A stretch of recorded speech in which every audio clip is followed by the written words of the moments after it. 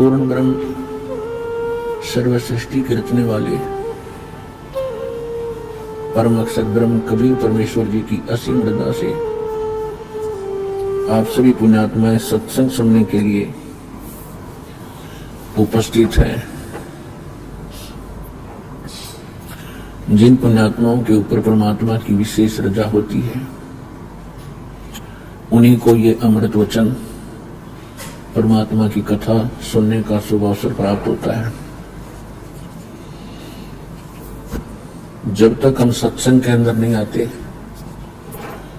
तो हमें मनुष्य जीवन के मूल उद्देश्य का ज्ञान नहीं होता और हम जो परंपरागत साधनाएं कर रहे होते हैं या जो दिनचर्या हम पहले पूर्वजों को बुजुर्गों को देखते आए वो कर रहे होते हैं, हम उसी को अंतिम मानकर और अपने मनुष्य जीवन का निर्वाह कर रहे होते हैं।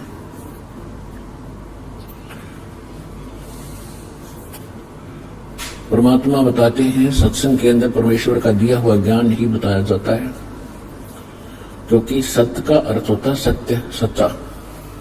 संग माने साथ, यानी संग सत्य के साथ जो प्रत्येक क्रिया करता है वो परमात्मा ही हो सकता है।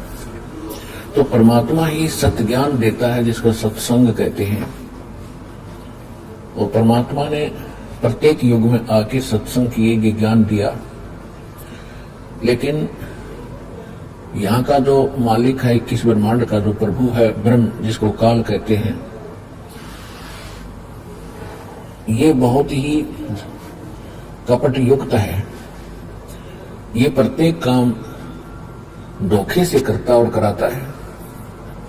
ये कभी किसी के प्रत्यक्ष नहीं होता। इसने प्रतिज्ञा कर रखी है, तो ऐसी प्रतिज्ञा को नेक आत्मा नहीं कर सकता जो इसने कर रखी है।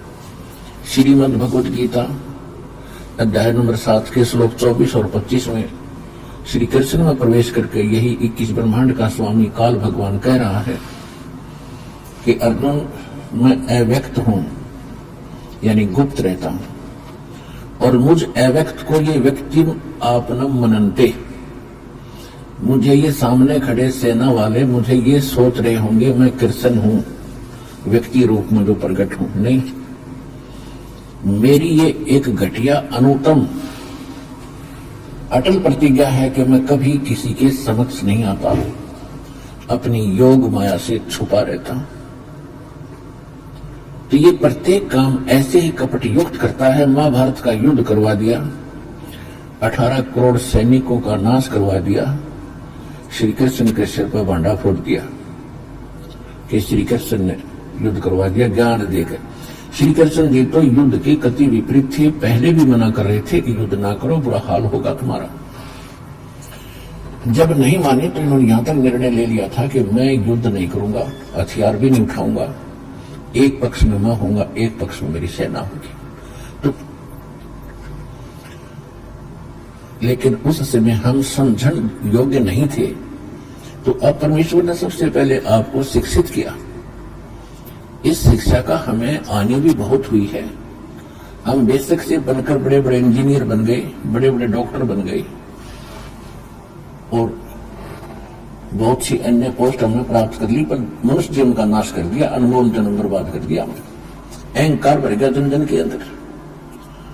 और पहले क्या देखा करते, गांव में कितने भी नम्र व्यक्ति होते थे, वर्षा समय पर होती थी, ना होती तो भगवान के गुणगान किया करते थे। हे परमात्मा, तुम्हारे बच्चे भूखे बैठे हैं। अब परमात्मा ने सब सुविधा इसलिए दी कि तुम भक्ति कर सकते हो, पर इस सुविधा का हमने दुरुपयोग ज्यादा कर लिया।